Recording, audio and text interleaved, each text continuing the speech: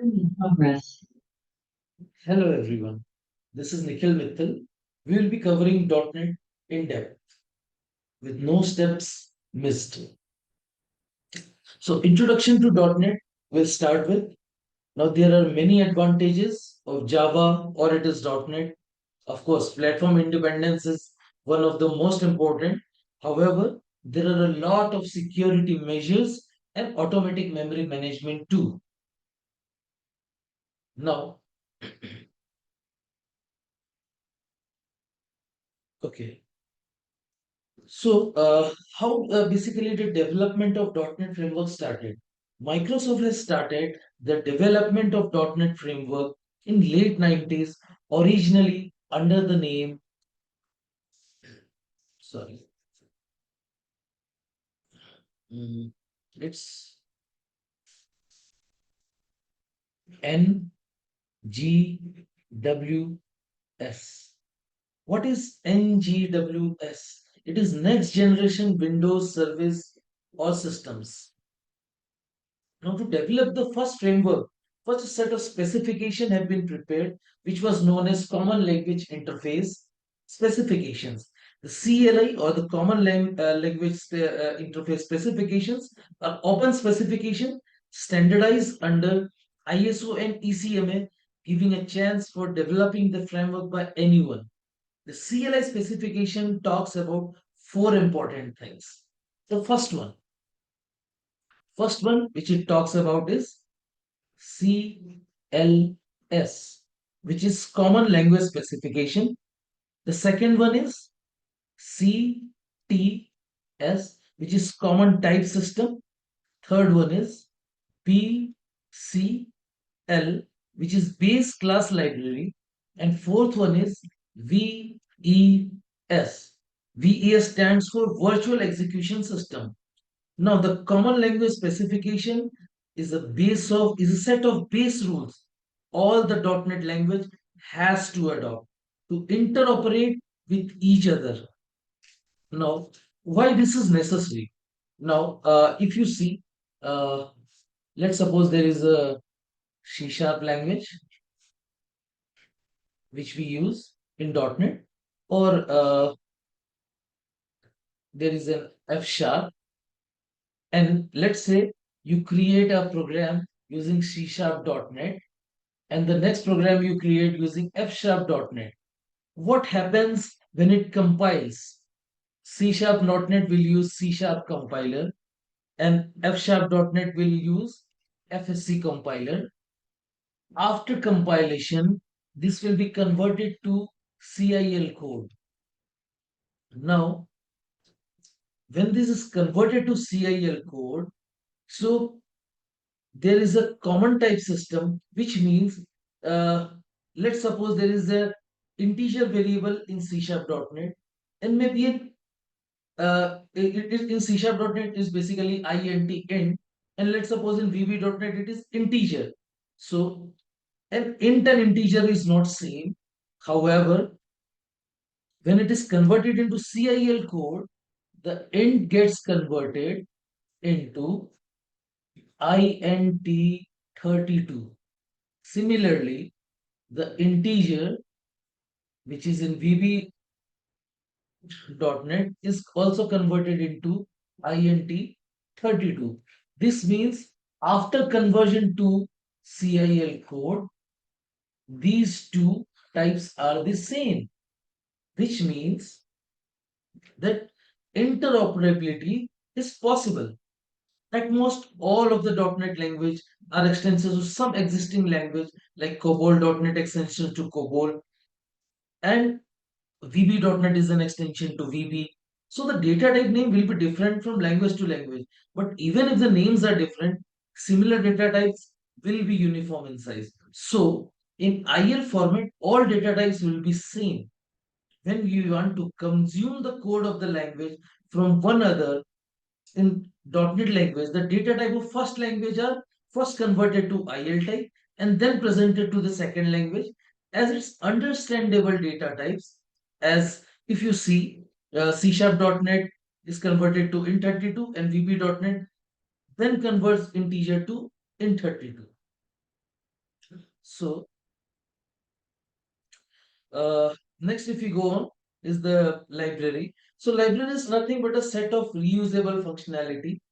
C++ libraries are called header files, and we use stdio.h and other header files. So those are the C++ libraries. Java libraries are called packages. Even we can create packages with our custom code in Java. .NET libraries are called base class libraries. No, what are base class libraries? A library is a set of reusable functionalities where each and every programming language has built-in library like header files in CC or C++ or packages in Java. Now, same as the above, .NET language are provided with built-in libraries known as BCL.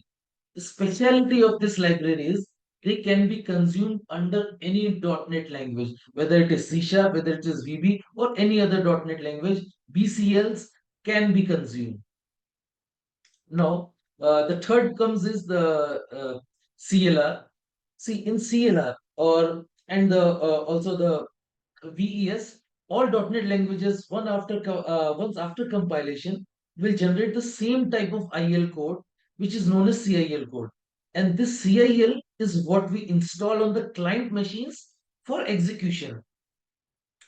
To run CIL code on a machine, first the machine should be installed with .NET Framework software, or it is also called the runtime.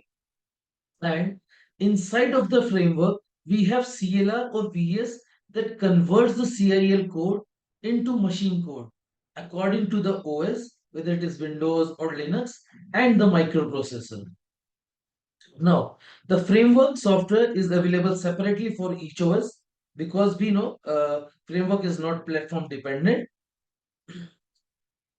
CLR or VES, we were responsible for providing portability or platform independency to .NET applications. Adopting the Adobe CLI specification, Microsoft has implemented the .NET framework for Windows OS only, but not for any other OS.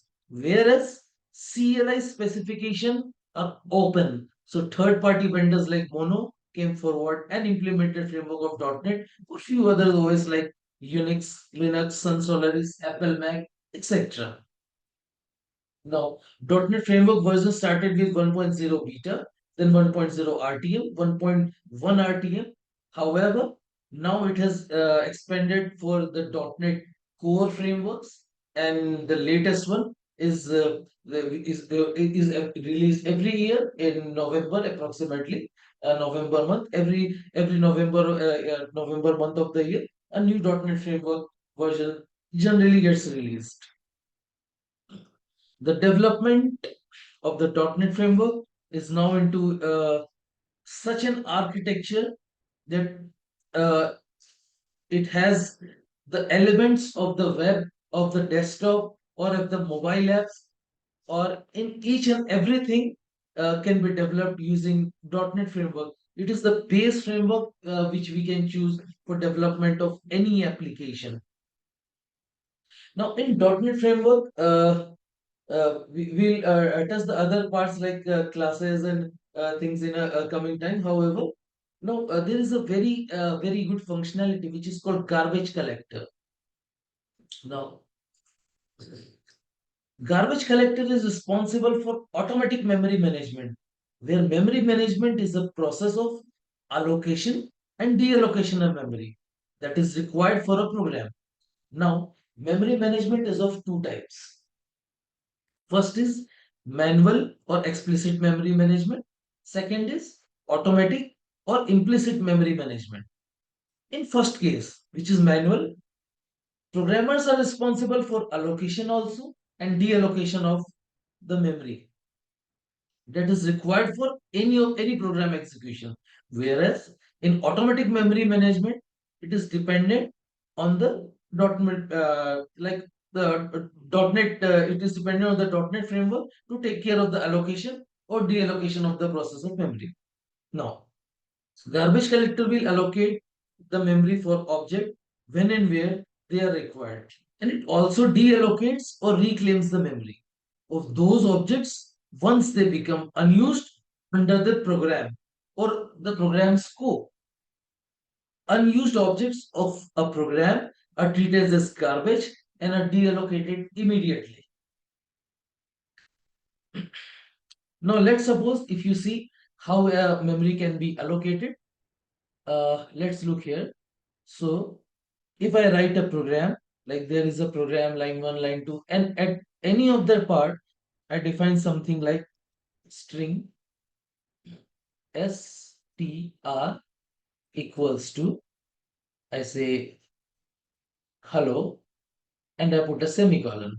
Now at this place, at this instance of line, when it reaches this line, it will allocate a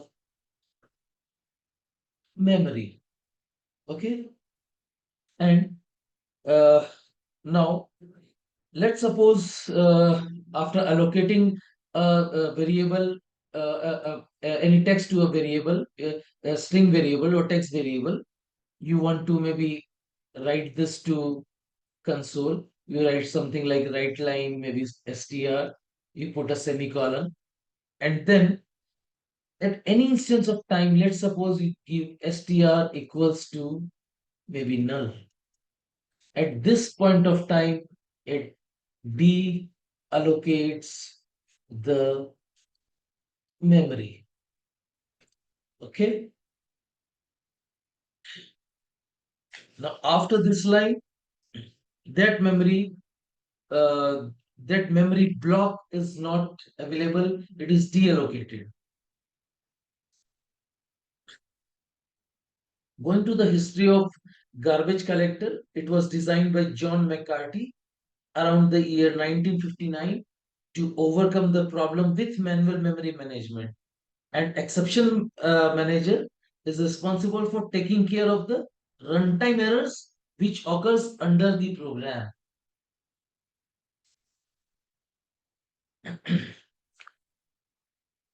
However, once once any user language is developed, there are criticisms related to .NET also, like managed applications, which runs directly under the .NET Framework CLR, consumes more system resources for execution, which when compared with unmanaged application like machine code.